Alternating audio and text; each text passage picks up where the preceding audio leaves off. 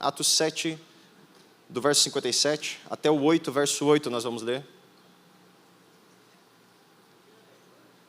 Que diz assim, Atos 7, 57. Eles, porém, taparam os seus ouvidos e, dando fortes gritos, lançaram-se todos juntos contra ele. E arrastaram-no para fora da cidade e começaram a apedrejá-lo. E as testemunhas deixaram os mantos deles aos pés de um jovem chamado Saulo. Verso 59. E enquanto eles apedrejavam Estevão, este orava: Senhor Jesus, recebe o meu espírito. Então ele caiu de joelhos e bradou: Senhor, não os considere culpados diante desse pecado. E tendo dito isso, ele adormeceu. Capítulo 8, verso 1.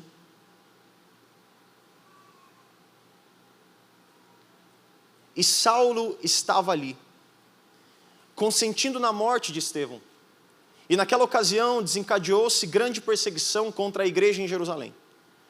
Todos, exceto os apóstolos, foram dispersos pelas regiões da Judeia e da Samaria. E alguns homens piedosos sepultaram Estevão e lamentaram profundamente a sua morte.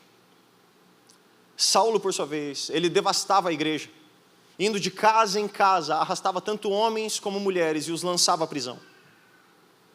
E os que haviam sido dispersos, eles pregavam a palavra por onde quer que fossem. Filipe, ele foi a uma cidade de Samaria e ali ele anunciava o Cristo. E quando a multidão ouviu Filipe e viu os sinais milagrosos que ele realizava, eles deram atenção unânime ao que ele dizia.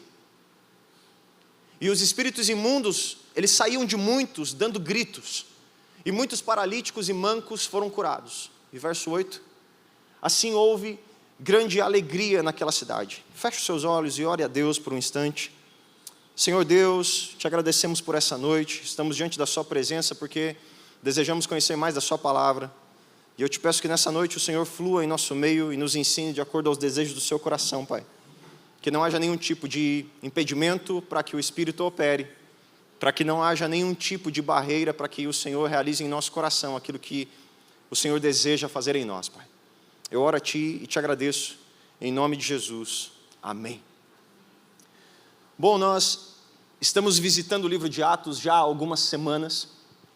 Na semana passada, foi ministrado para nós sobre a pregação de Estevão. Estevão é esse que acaba de ser apedrejado aqui no texto que nós lemos. Nós ouvimos semana passada sobre a pregação dele que levou que ele fosse apedrejado nos termos que nós vimos aqui. E quando nós entramos no capítulo 8, você percebe que aquele apedrejamento de Estevão, ele acaba sendo um impulso para que os judeus eles comecem a perseguir a igreja de Cristo. Por isso que eu fiz questão de ler o final do capítulo 7, para que você perceba que o que impulsiona a igreja a ser perseguida foi a pregação de Estevão. Estevão pregou, ele foi apedrejado e naquele instante os judeus acreditaram que eles poderiam então perseguir toda a igreja e não só matar Estevão. E é isso que começa a acontecer no capítulo 8. E na verdade a gente acabou de chegar num ponto crucial para a história de Atos. Esses próximos capítulos, capítulo 8, 9, 10, 11 e 12, são os capítulos que vão fazer transição de uma igreja que estava apenas em Jerusalém para uma igreja agora que se estenderia para outros lugares. Você deve se lembrar que em Atos capítulo 1, verso 8, Jesus, ele diz para os discípulos: olha, eu vou aos céus, mas vocês serão empoderados pelo Espírito para que vocês sejam minhas testemunhas em Jerusalém, na Judeia e na Samaria e até os confins da terra. E agora parece que chega um momento chave onde essa igreja que estava em Jerusalém, ela é impelida a ir além desses territórios. Ela é impelida a fazer mais do que ficar só em Jerusalém. E veja que isso foi dado por meio da perseguição. Enquanto eu lia e relia esse texto, algumas questões vinham à minha mente, mas especialmente tem 3 pontos que eu percebo que acontecem aqui e que de alguma forma eles trabalham de forma sinérgica. Existe aqui a questão da igreja, que era de uma forma e passa a ser de outra forma a partir de Atos capítulo 8. Existe aqui a questão do chamado, daquele que tinha sido chamado para ser um diácono, que é o caso de Estevão, mas que agora acabou de morrer apedrejado, pregando. E eu também vejo que existe aqui a questão de um cristianismo genuíno, daqueles que são impelidos, apesar das circunstâncias, para que em meio à perseguição, eles desafiem a perseguição e levem Cristo além do local que eles estavam. Em outras palavras, a gente vê essas 3 coisas funcionando juntas: a igreja, o chamado e o cristianismo do primeiro século, aqueles que eram impelidos para levar a mensagem apesar das circunstâncias. E eu creio que essa sincronia dessas três coisas, elas podem trazer muita luz sobre como eu e você deveríamos viver o cristianismo hoje. Como eu e você deveríamos responder aos desafios desta era, que talvez não sejam os mesmos daquela era, mas ainda assim nós também temos desafios como igreja e como cristãos. Primeiramente, eu preciso contextualizar todos vocês melhor nesse texto. Vocês perceberam que eu comecei a leitura no final do capítulo 7. Mas é preciso voltar um pouquinho mais para a gente conhecer um pouco melhor os dois personagens que fazem parte desse cenário. No capítulo 7 eu tenho um Estevão que prega, e no capítulo 8 apareceu um nome ali, eu não sei se você percebeu, mas no verso 4 ou 5 vai dizer que aparece um tal de Filipe. De onde saiu o tal do Estevão e o tal do Filipe? É no verso 5. Filipe foi a uma cidade e ele começa a pregar. Acontece que a gente vai ter que retroceder um capítulo mais para ver onde esses homens aparecem. Eles aparecem no capítulo 6 de Atos. Acontece que lá no capítulo 6 de Atos, aquela igreja que estava em Jerusalém, ela começa agora a crescer exponencialmente. E aquela igreja de Jerusalém, ela era caracterizada por judeus que se convertiam ao cristianismo. Então, a maioria absoluta daquela igreja vinha de judaísmo, não vinha dos gregos ou dos romanos. Acontece que os judeus, eles estavam um pouco divididos em sua cultura, porque eles foram fortemente influenciados pelos gregos. Então a Bíblia, ela vai dizer que em Atos 6 tem dois tipos de judeus. Alguns que ela vai chamar de judeus helenistas e outros que ela vai chamar de judeus hebreus. Em outras palavras, eram aqueles judeus que amavam a cultura antiga de Moisés, que guardavam todos os mandamentos. E por outro lado, uns judeus que já tinham um pouco mais de conversa com a cultura atual. Não, até que eu gosto um pouco desses gregos e dos pensamentos deles. E esses dois grupos de judaizantes, agora eles tinham se convertido ao evangelho, e eles estavam na mesma igreja. E acontece que isso gera um grande problema, porque esses grupos eles não se davam muito bem, e ambos os grupos tinham viúvas. Só que aqueles que conhecem muito bem o Antigo Testamento, eles sabem que no povo de Deus, as viúvas e os órfãos, eles precisam de uma atenção especial. E agora, esses dois grupos de judeus, eles estavam em disputa dentro da igreja, porque um olhava para o outro e dizia, não, as viúvas deles são atendidas melhor do que as nossas. E o outro grupo olhava para esse helenista e dizia, não, as deles são atendidas melhor do que as nossas. E isso faz com que os apóstolos agora eles se sentem e digam assim, olha, a gente vai ter que organizar esse negócio.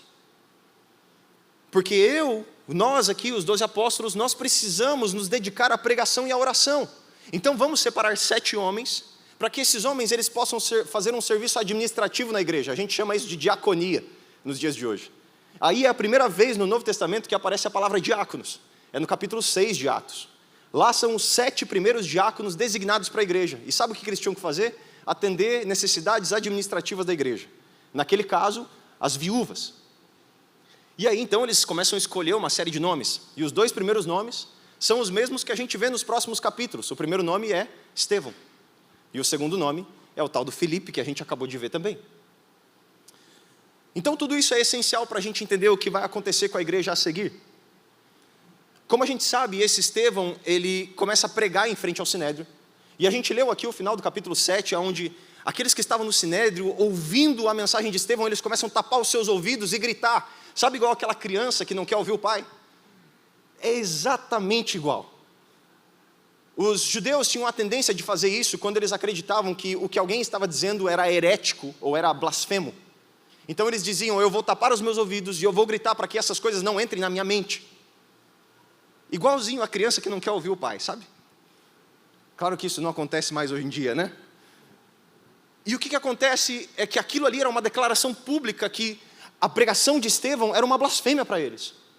E o Sinédrio, ele tinha um encargo de julgar as coisas concernentes à religião. Então, Estevão, ele não estava só pregando, ele estava pregando no pior lugar que ele poderia pregar. Basicamente, ele entrou diante de um tribunal de juízes e falou, vocês estão tudo errado. E esses juízes, eles tapam o ouvido e falam, Estevão, você está louco. E o que é interessante é que nós lemos no verso 58, que esses homens, quando eles tapam os ouvidos, todos eles, unanimemente, eles correm, puxam Estevão, colocam ele para fora da cidade e começam a apedrejá-lo. E sabe de onde eles tiraram isso? Da lei. A lei levítica, ela dizia que quando alguém blasfemasse no templo, esse alguém deveria ser apedrejado e morto. E nota, ele não poderia ser enterrado e ele não poderia ser enlutado. Ninguém poderia prestar luto a ele. Porque a ideia desse julgamento, desse apedrejamento, era uma ideia de justiça divina. Ele estava falando contra Deus, nós os apedrejamos, então ninguém deve chorar por ele. E olha o que acontece com Estevão. Estevão é apedrejado, mas não houve um veredito ali. Eles simplesmente taparam os seus ouvidos, pegaram Estevão, levaram para fora e começaram a apedrejar. Não houve voto, não houve uma defesa, eles simplesmente não gostaram do que Estevão disse e o mataram. E a gente sabe que eles não estavam cumprindo a lei, porque no próximo capítulo Estevão é velado e ele é enlutado, as pessoas choram pela morte de Estevão. Então o que fizeram com Estevão não foi cumprir a lei, mas foi um assassinato. Eles não estavam olhando para a Torá e dizendo assim, nós estamos cumprindo a lei de Deus de apedrejar aquele que é blasfemo. Não, eles assumiram uma postura de assassinos. E é por isso que Estevão é o primeiro mártir da igreja. Aconteceu algo muito parecido com Cristo. E só para você entender essa perspectiva do Sinédrio, Jesus, ele esteve diante do Sinédrio, quando ele diz que ele é o rei dos judeus. Na verdade ele não diz essas palavras, mas o Sinédrio quer entender essas palavras, e olha para Jesus assim, você se proclama rei? Então você deve ser condenado. Veja a diferença entre o Sinédrio que foi dado a Cristo, o julgamento onde aquela multidão profere um julgamento e diz, bom, agora então você será castigado. Com a diferença do que acontece com Estevão, onde ele é arrastado para fora e apedrejado. Grant Osborne, um grande comentarista de Atos, ele diz que Jerusalém nessa época era como uma espécie de um caldeirão fervente. Por causa da pressão que os líderes judaicos já estavam fazendo contra essa igreja cristã que crescia. E a pregação de Estevão fez que esse caldeirão explodisse de vez. Foi o ápice do que aqueles judeus poderiam aguentar. E aí, enquanto aquele Estevão era apedrejado nos portões de fora da cidade, o texto vai dizer que algumas pessoas tiravam suas capas, o texto chama essas pessoas de testemunhas, e a gente não sabe se elas estavam apedrejando ou assistindo, mas eles trazem suas capas e começam a jogar aos pés daquele que é chamado Saulo, e você sabe muito bem qual vai ser a história desse homem futuramente. Eles começam a jogar suas capas aos pés de Saulo, até que Estevão, ele olha para os céus, e ele morre com a melhor imagem que ele poderia ter morrido. O seu Senhor estava ressurreto, o seu Senhor estava à destra do Deus Todo-Poderoso, e o seu Senhor disse, vem para casa, Estevão. Chegou a sua vez. O texto diz que Estevão adormece, e acaba morrendo ali, naquele apedrejamento. O capítulo 8, então, retoma essa cena desse Paulo que recebia a capa aos seus pés. E no verso 1 diz que Paulo consentia com a morte de Estevão. Ou, na sua Bíblia vai estar escrito Saulo, é a mesma pessoa, tá? Paulo não trocou de nome. Saulo é o nome hebraico, Paulo é o nome grego para ele, é o mesmo nome, tá? E agora, Saulo, ou Paulo, ele está ali consentindo com a morte de Estevão. E às vezes a gente lê esse texto e não percebe o quão profundamente a morte de Estevão impactou Paulo. Mas existe um comentarista chamado Justo Gonçalves, ele é talvez o maior comentarista de Atos vivo hoje. E ele faz menção de que no capítulo 6, verso 9, quando Estevão ele se encontra com alguns desafiadores. Esses alguns desafiadores, eles vão vir de uma província chamada Sicília. E Sicília é a capital de Tarso. E eu não sei se você sabe, mas Paulo vem de Tarso. E vai acontecer que esses que começam a desafiar Estevão e provocá-lo a pregar, digamos assim, lá no capítulo 6, verso 9, eles vieram exatamente do mesmo lugar de onde Paulo vinha. E agora, no final de todo esse episódio de Estevão, Paulo recebe a capa dos homens aos seus pés. E isso é de profundo consentimento de Paulo. A ideia do texto é, talvez Paulo não atirou uma pedra, mas ele é culpado. Alguns comentaristas, quando chegam em 1 Coríntios 12, que fala sobre o espinho na carne de Paulo, eles dizem que possivelmente esse espinho na carne de Paulo foi a morte de Estevão. Porque a morte de Estevão desencadeou uma perseguição à igreja de Cristo ferrenha. E Paulo, como aquele que veio de Tarso, que participou, que recebeu as capas, que consentiu, se via como o responsável pelo que aconteceu por Estevão e, consequentemente, toda a perseguição da igreja. Isso fica evidente quando a gente chega no verso 3 e diz que Paulo ele batia de porta em Jerusalém e arrancava os homens e mulheres de suas casas para serem presos por causa do Evangelho. Então, é de se entender que talvez Paulo se esse é o espinho na carne de Paulo, ele fosse tão incomodado com tudo isso. Porque, de fato, a gente vê uma participação muito grande dele. Independente dos detalhes, o verso 2 do capítulo 8, ele diz que se inicia, então, uma perseguição à igreja de Cristo. E que Paulo ia perseguindo de casa em casa. Não é novidade que o livro de Atos, por muitos, é chamado de o livro dos Atos do Espírito. A gente já viu isso aqui. O próprio Justo Gonçalves, que eu citei, ele escreve um livro chamado Atos, o Evangelho do Espírito. Justamente para fazer esse contraste entre o Evangelho de Mateus, o Evangelho de Marcos, o Evangelho de Lucas. Agora esse aqui é o Evangelho do Espírito. E também é verdade que a cada página que a gente lê de Atos, a gente percebe que existe uma forte influência do Espírito em todo o operar da igreja. Inclusive nesse texto. A gente já viu no capítulo 1 que Jesus, antes de subir aos céus, os discípulos perguntam para ele, capítulo 1, verso 6, Jesus, é nesse momento que restaurarás o reino a Israel? E ele diz, não compete a vocês, no verso 7, saber os tempos, as estações. Mas antes de subir, ele diz assim, eu vou deixar pelo menos uma dica a vocês. Sabe o que compete a vocês? No meu lugar descerá o Espírito. E ele dará a vocês poder para serem testemunhas em Jerusalém, na Samaria, na Judeia e até os confins da terra. Então a gente sabe que o Espírito é aquele que conduziria toda a missão que nós vemos em Atos, porque o próprio Jesus deu essa garantia antes de subir aos céus. Jesus, ele descreve essa missão da igreja como algo dado por meio do Espírito. Vocês, por meio do Espírito, serão transformados em testemunhas vivas de quem eu sou. E assim a igreja crescerá. Vocês vão começar em Jerusalém, depois vocês vão para a Judeia e Samaria, e por último vocês vão até os confins da terra, por meio do empoderamento do Espírito que eu colocarei em vocês. E quando a gente começa esse percurso que a gente vem vendo em Atos, eu não sei qual sensação você teve do capítulo 2 até aqui, mas a gente teve ali depois do Pentecostes, do capítulo 3, 4, 5, 6, 7, 5 capítulos. Às vezes a sensação que nós temos é que passou talvez um mês, eu não sei o que você sente, porque a gente tem 2 pregações, a cura de um enfermo, a escolha dos 7 diáconos e a história de Ananias e Safira. Tinha mais uma coisa. E são essas 5 coisas que são narradas nesses capítulos entre o Pentecostes e entre a perseguição da igreja. São apenas 5 histórias. E pelo menos aqui na igreja a gente tem 3 pregações por semana.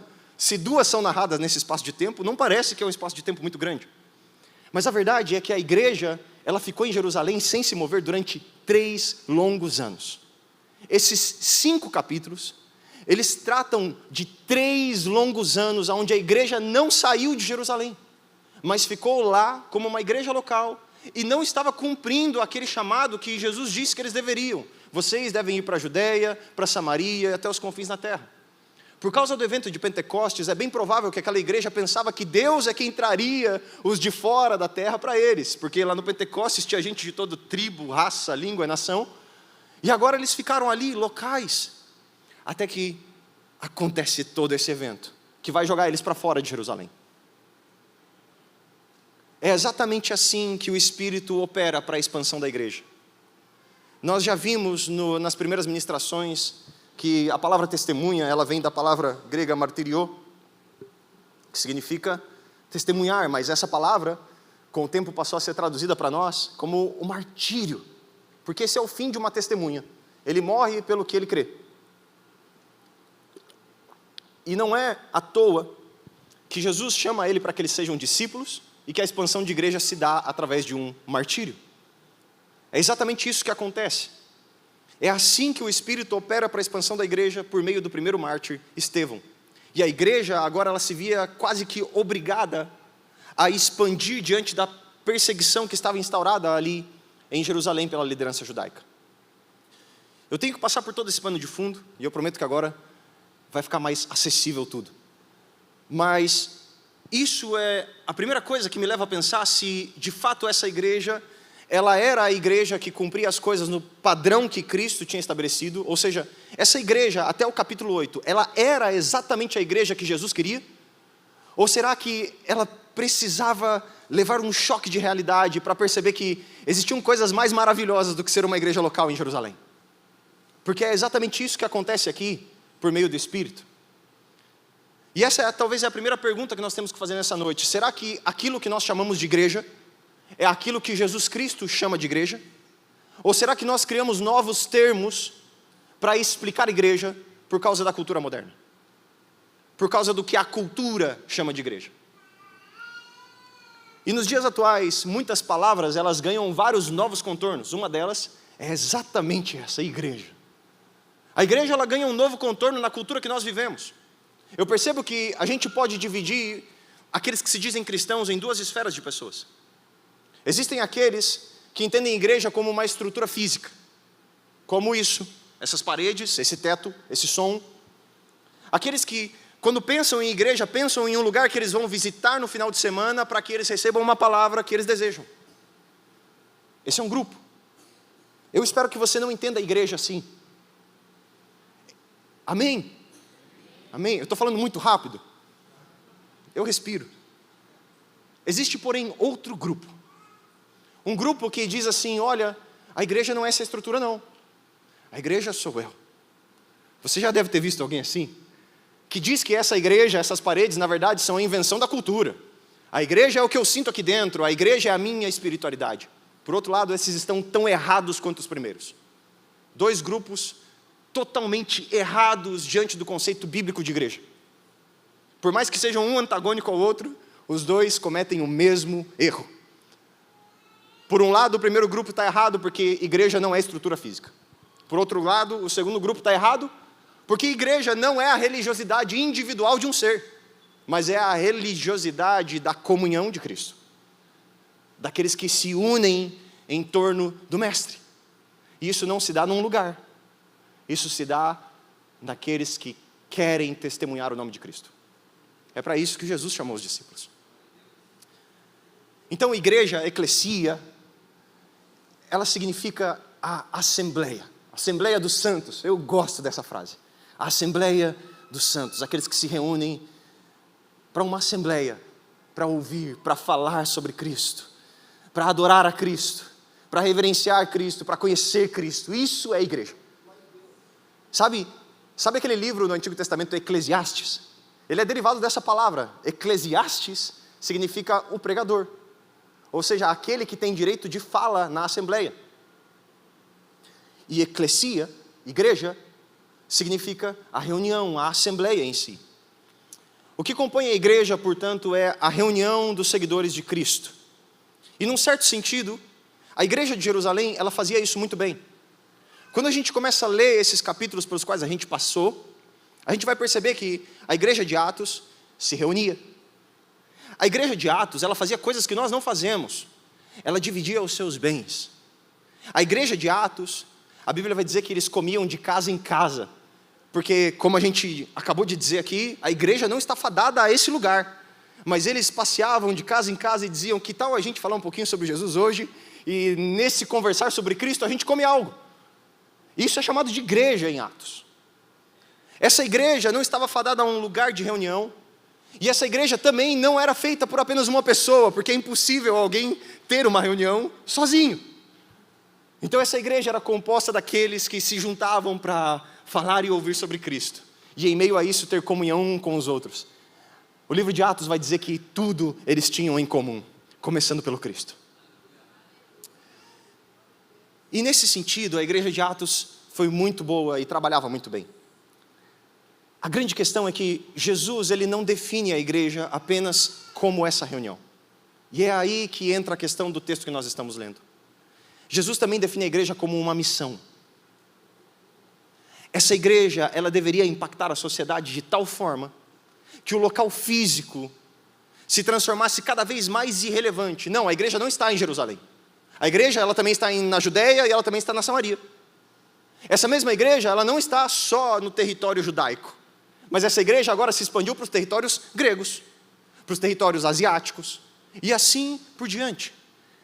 Cada vez mais essa igreja deveria perder o seu formato de ser um local físico. E ela deveria ser a reunião dos santos em torno de Cristo ao redor de todo o mundo. É isso que Jesus sempre esperou da igreja. Por isso que a igreja não leva a placa. Não é a placa que define se uma igreja conhece a Cristo ou não. Não é esse lugar que define que nós somos a igreja genuína de Cristo ou não. Aqueles que se reúnem em torno da glória de Cristo são a definição de igreja, aonde eles estiverem. E é muito possível que nós estejamos frequentando reuniões semanais em um lugar que nós chamamos igreja, mas que o que nós estamos vivendo não seja a missão da igreja, que é exatamente o que acontece aqui. Essas reuniões que nós temos, elas de fato giram em torno do Cristo, eu espero muito isso sempre. Mas será que esse Cristo ele é levado para fora dessas paredes? Porque se ele não é levado, significa que a gente entrou nessa mesma cultura de chamar a igreja a esse local. Aqui é o local onde a gente fala sobre Cristo, da porta para fora não. E a cada dia mais, nós vemos a igreja como uma instituição que ela deve alimentar os seus membros semanalmente. E cada vez menos como um chamado ao discipulado para aquele que quer viver a sua vida testemunhando sobre o seu Senhor. Que é exatamente o que Jesus disse lá no capítulo 1, verso 8. Vocês são minha igreja, então vocês são meus testemunhos. Esse foi o primeiro chamado da igreja, não foi para levantar paredes. O primeiro chamado da igreja foi: sede minhas testemunhas. E isso não está fadado a paredes. Isso não está fadado a uma situação social. Isso não está fadado à reputação. Isso não está fadado a um ambiente que eu estou. Ser testemunha é ser testemunha. É em todo lugar, é em todo tempo, é em toda hora. Não tem a ver com estrutura.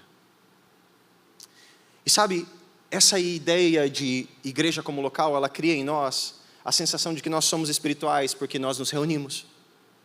E nós dizemos: eu pertenço à igreja tal. Eu pertenço à igreja tal. Cada vez mais nós atrelamos igreja ao título da placa que ela leva e cada vez menos a pessoa de Cristo. Por isso todos os dias se levantam igrejas que sequer falam sobre Cristo. E aí a gente diz que a gente pertence a esse lugar. E sabe, uma figura muito clara disso é o Brasil.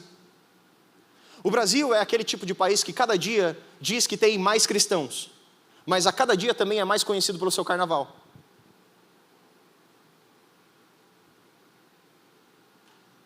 O Brasil é aquele país que cada dia diz: temos mais cristãos, mas cada dia é mais reconhecido pelo funk, pela promiscuidade. E sabe por que isso acontece? Porque para a maioria dos brasileiros a igreja é um local. Porque para a maioria dos brasileiros espiritualidade é um culto. Porque para a maioria dos brasileiros Jesus não passa de um salvador que não tem poder nenhum sobre a vida deles. E porque para a maioria dos brasileiros a Bíblia é só mais um livro que fica jogado na estante. Essa é a concepção moderna de igreja. E eu sinto muita dor em falar isso, mas essa é a realidade. A realidade é que nós não estamos muito distantes dessa figura quebrada de uma igreja que serve para atender a minha vontade de ouvir algo, que serve para atender a minha falta de me alimentar sozinho, que serve para atender a minha expectativa de ouvir aquilo que vai me alegrar e assim por diante. Mas se igrejas são pessoas que se reúnem em torno de Cristo, então significa que as estruturas que estão por aí estão muito erradas. E que de fato nós não sabemos o que é igreja. A palavra de Deus, ela discorda em gênero, número e grau de pessoas que pensam assim. Que possam ser chamadas de igrejas de Cristo porque se juntam somente para ouvir algo que querem. Porque na verdade essas pessoas não são testemunhas genuínas de Jesus. E elas não cumprem a missão que Jesus deu à igreja, de ir para fora. E lá fora, continuar sendo o mesmo cristão daqui de dentro. E a prova disso é que a gente inventa alguns nomes para inibir a responsabilidade, sabia? A responsabilidade de testemunha, sabe? Jesus ele não disse para os discípulos assim: eis que eu tenho um chamado para ti.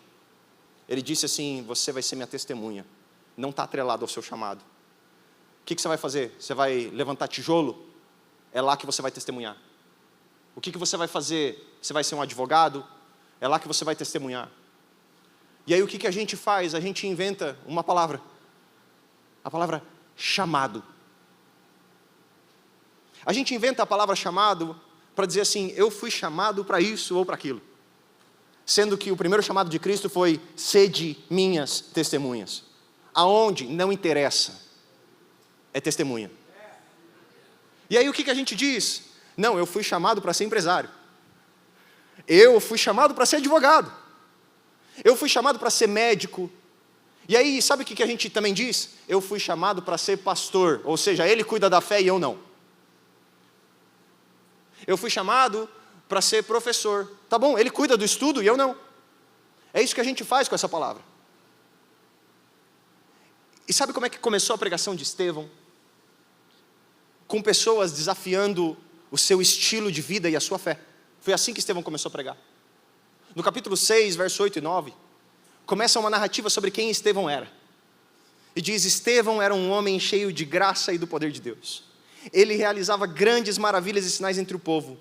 Contudo, levantou-se uma oposição dos membros da chamada Sinagoga dos Libertos, dos judeus, de Cirene, de Alexandria e das províncias da Cilícia e da Ásia.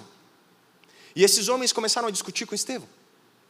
Sabe o que acontece? Se esse Estevão aqui, ele fosse um Estevão moderno dos dias atuais, sabe o que ele faria numa situação como essa? Ele está no meio da sociedade, e agora uma galera se levanta e começa a questionar o estilo de vida dele e a fé dele. Sabe o que o Estevão moderno faria? A resposta do Estevão moderno não seria aquela pregação que levou ele a morrer.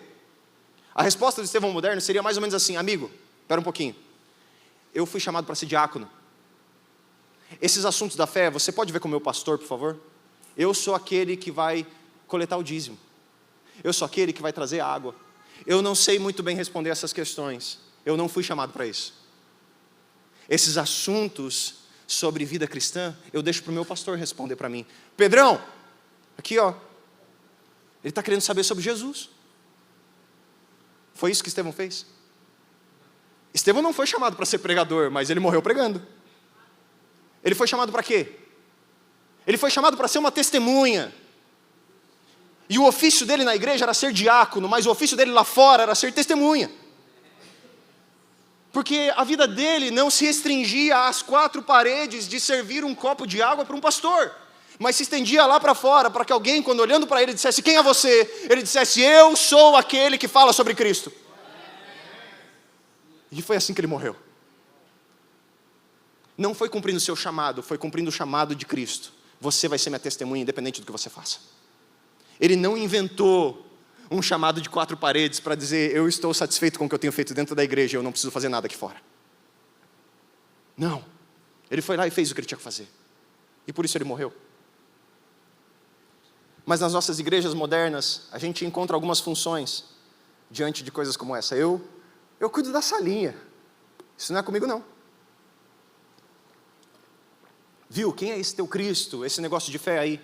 Você vai para o céu mesmo, você tem certeza? Olha, eu sou o cara que coleta oferta. Essas questões, fala com o pastor Adalberto. Eu pego o número dos visitantes. Essas questões não são comigo. Eu mexo na projeção, eu mexo no som. Esses são os que menos conhecem de Bíblia, né? Não. Eu sou só o ministro do louvor. Já viu aquele vídeo do menino? Eu era só o irmão da igreja. Agora eu sou baterista. Nós usamos esse termo chamado para tudo aquilo que vai tirar a nossa responsabilidade de sermos testemunhas. E a gente joga essa responsabilidade de fé somente para aqueles que pregam. É eles que têm que defender a fé. Eu fui chamado para outra coisa. Enquanto a gente faz isso, a gente alivia a triste realidade que nós somos cristãos que não conhecem nossa fé. Assim a gente alivia a nossa mente, sabia? Assim eu digo: não, eu já sirvo na igreja, eu não preciso conhecer a fé. Não, eu já sirvo na salinha, eu não preciso conhecer a Bíblia. É isso que a gente faz. Essa é a realidade da igreja cristã moderna. Estevão, ele poderia não ter pregado. Ele poderia ter assumido que o seu chamado era só para ser um diácono da administração da igreja que dá a comidinha para as viúvas. E sabe o que ia acontecer com Estevão? Ele ia ficar vivo. Ele não ia morrer. Mas ele sabia muito bem que, independente do que nós façamos no corpo de Cristo, o nosso chamado não é para ser diácono, ou presbítero, ou pregador, ou empresário, mas é para ser uma testemunha viva da luz de Cristo em uma sociedade que perece em trevas. Ele sabia disso.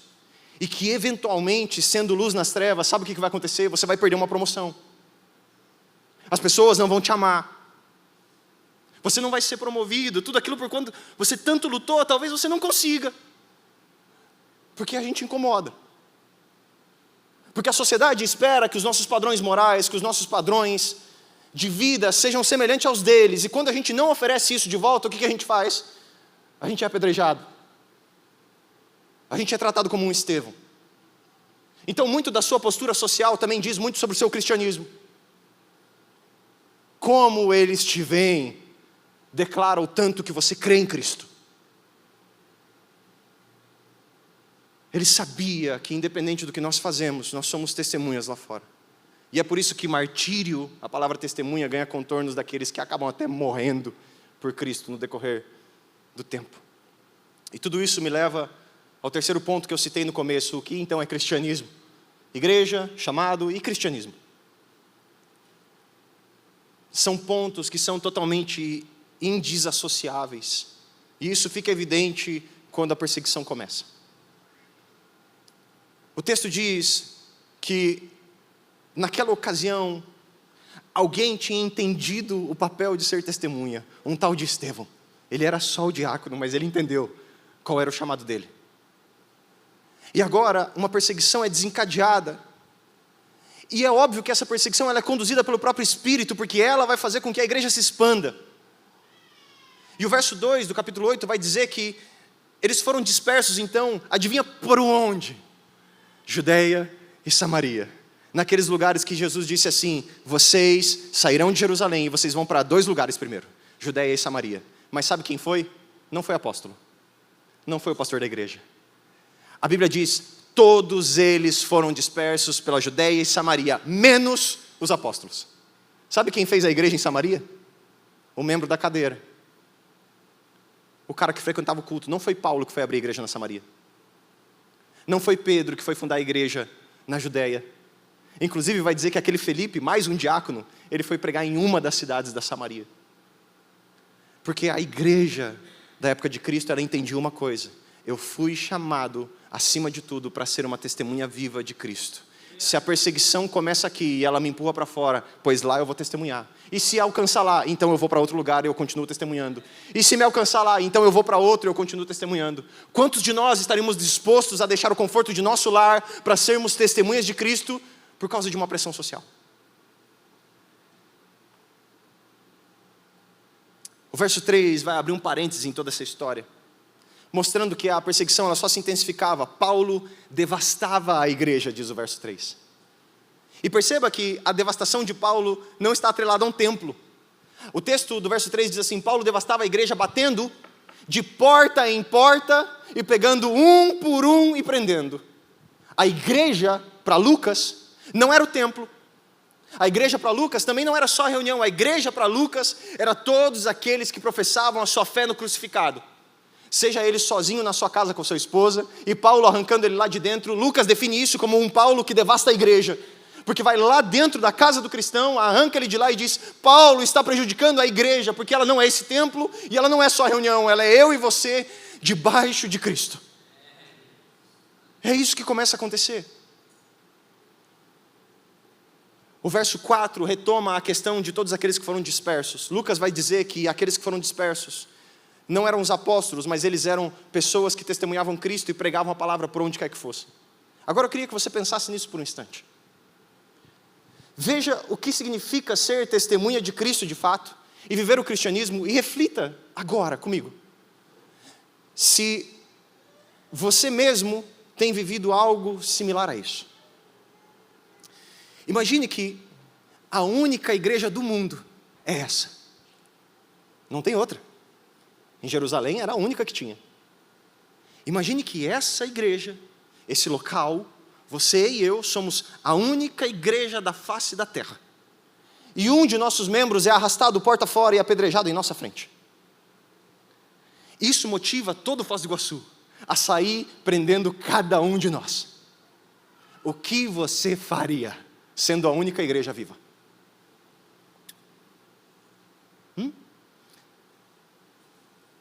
A maioria de nós fugiria. Ou negaria a fé.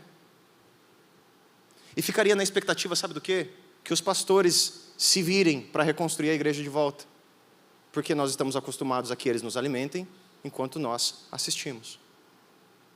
Então, deixa essas coisas para os pastores. O meu chamado é para ser advogado. Ele que se vire para reconstruir a igreja que foi depenada, porque eu não fui um membro que testemunha de fato Cristo. O pastor que se vire para fazer essa igreja voltar a respirar. Mas sabe o que acontece no contexto de Jerusalém? Aqueles que são os pastores, os apóstolos, eles ficam em Jerusalém. Possivelmente dando assistência, sabe para quem? Para aqueles que estavam sendo perseguidos de porta em porta, dizendo, olha, se você precisar, eu estou aqui. E sabe quem foi levar a palavra para Samaria, para a Judeia e para os confins da terra? Os membros da igreja. Será que se acontecesse a mesma coisa nos dias modernos, a nossa resposta seria igual? Porque isso vai revelar o quão cristãos nós somos e o quanto do cristianismo nós revelamos no nosso dia a dia. Isso deve mexer profundamente com todos aqueles que se dizem cristãos, mas que o seu cristianismo está atrelado a frequentar uma reunião. Por outro lado, é possível que você olhe para essa cena e você se sinta no meio termo. Não, eu não sou só um membro da cadeira. Mas eu também não sou pregador. Eu sou diácono. Eu sou diácono e eu dei 10 anos da minha vida para construir aquela igreja. Eu não vou fazer nada. Aí a Bíblia diz assim, Felipe foi para Samaria, o diácono da igreja. E Felipe começa a fazer sinais de tal forma, a gente não leu o resto do texto, mas que o maior bruxo da cidade se converte. E o texto vai dizer, e a gente leu isso no verso 6 ou 7, vai dizer que unanimemente, quando Felipe pregava, todos paravam e diziam assim, eu quero ouvir. Toda uma cidade, por meio do diácono, que poderia ter dito, não, eu já servi a igreja. Eu não preciso ir para Samaria pregar. Enquanto a gente vê no capítulo 7 uma multidão que unanimemente assassina o primeiro mártir da igreja. Aqui no capítulo 8, nós temos o primeiro lugar onde o evangelho deveria ser expandido, a Samaria, e está sendo ouvido de forma unânime também. Enquanto no fim do capítulo 7 os judeus gritavam porque eles não queriam ouvir a palavra e tapavam os seus ouvidos, aqui no capítulo 8, por meio da palavra, os espíritos gritavam sendo expulsos por causa que um homem disse, eu fui chamado para ser uma testemunha e não um medroso. E isso não se deu por apóstolo, isso não se deu por pastor, isso não se deu por bispo, isso não se deu por papa. Isso se deu por uma verdadeira testemunha de Cristo, impelida pela obra do Espírito, em meio a toda uma grave perseguição. O verso 8 desse capítulo, foi o último verso que nós lemos, ele vai concluir dizendo que, por causa disso, houve grande alegria naquela cidade. Samaria ficou feliz, por causa da visita de Felipe, por causa da palavra que ele pregava. Aquela cidade ficou feliz. Como é que pode um texto iniciar em perseguição e acabar em uma cidade feliz? Como pode um texto que se inicia e eles passaram a ser perseguidos ferozmente por aquele que ainda se converteria para essa loucura de mensagem? E ele termina dizendo, e aquela cidade se alegrou com Felipe. Sabe, não se assuste em perceber que a perseguição, ela redunda em alegria na Bíblia. Porque foi exatamente assim que aconteceu com o nosso mestre. Em João 5,16, aquele Cristo começava a fazer uma série de milagres no sábado, e o texto diz assim, então eles passaram a perseguir Jesus, porque ele fazia coisas no sábado. Os mesmos judeus que perseguiram a igreja aqui, eram os mesmos que perseguiram o mestre da igreja lá atrás. E sabe aonde vai culminar a vida do mestre? Na mesma morte de Estevão, o martírio por causa de algo maior. Mas quando eles começam a perseguir Cristo, em João 5, o próprio Jesus, ele vai dizer algo para eles. Capítulo 5 de João, verso 17. Quando ele é questionado do que ele está fazendo, olha o que João diz. O meu Pai continua trabalhando até hoje, e eu também estou trabalhando. Vocês querem perseguir? Persigam. Eu não vou parar de trabalhar.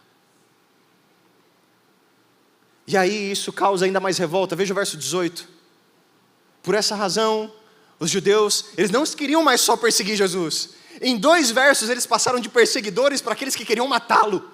Porque ele não somente violava o sábado, mas ele dizia que Deus era o seu próprio Pai, e assim ele se fazia igual a Deus. E sabe o que Jesus vai fazer? Ele vai responder novamente aos fariseus, verso 19. Jesus lhe dá uma nova resposta. Em verdade eu digo que isso aqui que o filho está fazendo, Ele não faz por ele mesmo, não. Ele aprendeu com o Pai. O Pai disse que era para fazer assim. O que Cristo disse para você fazer? O Pai disse, volta no 19, o Pai disse que é para fazer assim, porque o Pai faz, o Filho também faz, verso 20. Pois o Pai ama o Filho e mostra ao Filho o que ele deve fazer. E sabe, isso é para admiração de vocês. Ele mostrará para vocês obras ainda maiores do que essas. Verso 21. Porque da mesma forma que o Pai ressuscita aos mortos e lhes dá vida, o Filho também dá vida a quem Ele quer. Jesus foi perseguido. Em meio à sua perseguição, Ele olha para os que o perseguem e diz assim: eu não vou parar porque o meu Pai não parou. Ele trabalhou e eu trabalharei. Jesus, Ele não faz isso porque Ele tem um chamado. Ele diz assim: eu faço isso porque o Pai me diz para fazer. E o que o Pai me diz para fazer está me levando para a morte. Cada dia, cada passo é um passo mais perto da cruz. E é o Pai quem grita em meu ouvido e me diz: sede obediente, porque assim eu salvarei o mundo. E sabe o que Ele diz? Pois assim eu viverei. Eu não faço nada de mim, eu faço do que o Pai disse para eu fazer, porque o Pai me amou. Sabe, o fim da história de Jesus é morte. Só que Jesus, assim como o Pai disse para Cristo o que fazer, Jesus olhou para nós e disse assim: agora, sede os meus imitadores. Bem-aventurados sois vós quando por minha causa vos perseguirem, insultarem e mentindo disserem todo mal contra vós. Exultai e alegrai, porque grande é o vosso galardão nos céus. E Jesus, Ele faz questão de dizer que isso é normal, assim perseguiram os profetas que foram antes de vós. Isso não vai mudar. Se não tem perseguição, é aí que está o problema. Se não tem perseguição, é porque o trabalho não está bom. Se não tem perseguição, é porque não incomoda, é porque não é luz. É só uma faísca que não é capaz de afastar a sombra da humanidade. Cristo não fazia nada de si mesmo, mas Ele era uma testemunha do Pai enquanto Ele esteve na terra. O seu testemunho levou Ele a ser perseguido e a ser morto. Mas cada passo que o Filho deu em direção à sua morte, Ele declara que Deus ama e o amava, e que esse amor era mostrado a cada passo que Ele dava mais próximo da cruz. Filho, agora está na hora de dar mais um passo. Eu sei que não é tão simples a gente crer no que a gente não vê. Mas logo em sequência, Jesus ele vai dizer que a nossa admiração, Deus mostraria obras ainda maiores do que essas. Porque assim como Deus ressuscita mortos e lhes dá vida, assim o Filho dá vida a quem Ele quiser. O Filho nos dá a sua vida. Sabe, nós sabemos muito bem que Cristo, Ele não foi esquecido na sepultura pelo Pai. O Pai o colocou dentro da sepultura por amor a mim e a você, mas o Pai o arrancou de lá. Mas sabe por que o Pai o arrancou de lá? Porque o Cristo em nenhum momento desviou o seu olhar do Pai. Ele disse: Pai, se é necessário cumprir toda a lei, eu cumprirei até o fim, cada passo que o Senhor demandar. Se o Filho não tivesse vivido os propósitos do Pai debaixo da lei, Ele não teria poder sobre a morte, porque Ele seria mais um pecador como eu e como você, e do túmulo Ele não sairia. Mas Jesus Cristo foi uma testemunha viva do amor do Pai sobre Ele e consequentemente sobre toda a humanidade. Assim como a perseguição da primeira igreja, ela redunda em alegria e louvor para todos aqueles que recebem o Evangelho por meio dessa perseguição, a Samaria no caso. Assim a perseguição e a consequente morte de Cristo, ela redunda em vida para mim, ela redunda em louvor para mim, e todos aqueles que assim também o temem, são felizes porque Ele foi perseguido, porque Ele foi esmagado. O castigo que nos traz a paz estava sobre os ombros dEle, e por causa de cada passo que Ele deu, eu e você somos sarados. No Evangelho, as coisas que parecem ter contornos de tristeza, geralmente elas estão ancoradas em uma eterna esperança de felicidade, que não pode ser vista aqui, mas que assim como Estevão olha para os céus e à destra do Deus Todo-Poderoso está Cristo dizendo: Filho meu, eu te recebo. assim devemos caminhar também, sabendo que o autor e consumador de nossa fé prometeu e cumprirá, porque ele não foi deixado na sepultura, como diz Salmo 110, mas de lá ele foi arrancado pelo próprio Pai. Diante da genuína mensagem do Evangelho, o ouvinte ele tem apenas duas opções diante de si: você pode ganhar a sua vida, ou você pode ser ganho por Cristo. O que você prefere? Nós sabemos muito bem o que Cristo diz sobre isso: aquele que quiser salvar a sua vida, a perderá. Mas aquele que perder a sua vida por amor a mim, aquele que for minha testemunha, ele, como Estevão, olhará para os céus e me verá sorrindo para ele, dizendo: chegou a sua vez, filho, você viveu por mim. O Evangelho que a Bíblia apresenta não se limita a um Jesus Salvador, mas a um Cristo Senhor e dono de todos aqueles por quem Ele derramou o seu sangue. E eu não posso olhar para o crucificado e dizer: Senhor, só me dá o talão que me arranca do inferno por meio dessas gotas. Eu não posso. Se Ele é o Salvador e meu Senhor, Ele é mais do que um talão de saída do inferno. Ele é mais do que isso para mim. Ele tem que ser. Porque olhar para Cristo assim é, no mínimo, abusar da grandiosidade da obra do Cordeiro. Se, por outro lado, nós somos salvos, isso implica que Ele é o Senhor de nossas vidas. Porque eu penso que eu ainda tenho direito sobre mim, se é Ele quem deveria me governar. Isso minimamente colocaria em xeque o senhorio de Cristo sobre nossas vidas. Se é eu que escolho, então da onde que Ele é o meu Senhor? E se o senhorio de Cristo está em xeque em nossas vidas, eu te digo que a salvação também está. Porque Jesus não foi apresentado só como Salvador, mas como Senhor. A Bíblia diz claramente: todo aquele que me receber como seu Senhor será salvo, não como seu Salvador. É óbvio que as duas imagens não são indesassociáveis. Jesus é o Salvador e Senhor de nossas vidas. É exatamente nesse ponto crucial que a igreja entra em choque. Ela é chamada para fazer discípulos.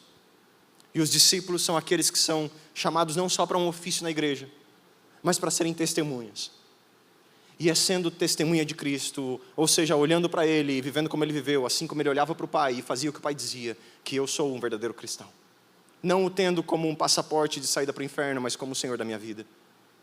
A questão que eu gostaria de deixar você refletindo no final dessa mensagem é: será que se a igreja moderna passasse por essa mesma pressão que a igreja passou após a morte de Estevão, ela sobreviveria com o cristianismo que nós temos hoje? Ou ela acabaria? Será que nós fugiríamos e deixaríamos que os pastores lidem com a defesa da fé? Já que somos mais consumidores do que testemunhas? Que Cristo, Ele tenha misericórdia de nós e da nossa falta de consideração com toda a obra de uma igreja que foi construída em cima do sangue daqueles que deram tudo por Ele. Muito mais do que eu e você. Mas que, por outro lado, o mesmo Espírito que impeliu esses homens a ter coragem em meio à perseguição, que esse mesmo Espírito nos dê a mesma coragem para sermos testemunhas diante de um mundo repleto de cristianismo meramente nominal. Que assim como o nosso Mestre não só morreu por nós, mas viveu cada dia pensando no objetivo de sua obra, alcançar o homem perdido sem Deus por meio do seu sangue. Que nós não venhamos somente padecer por Ele, mas viver cada dia de nossas vidas, agradecendo que a obra dEle me alcançou de fato. E que hoje eu tenho diante de mim a possibilidade de devotar toda a minha vida como uma testemunha de que a obra de Cristo foi de fato efetivada em mim e Ele é o meu Senhor. Que Deus nos abençoe.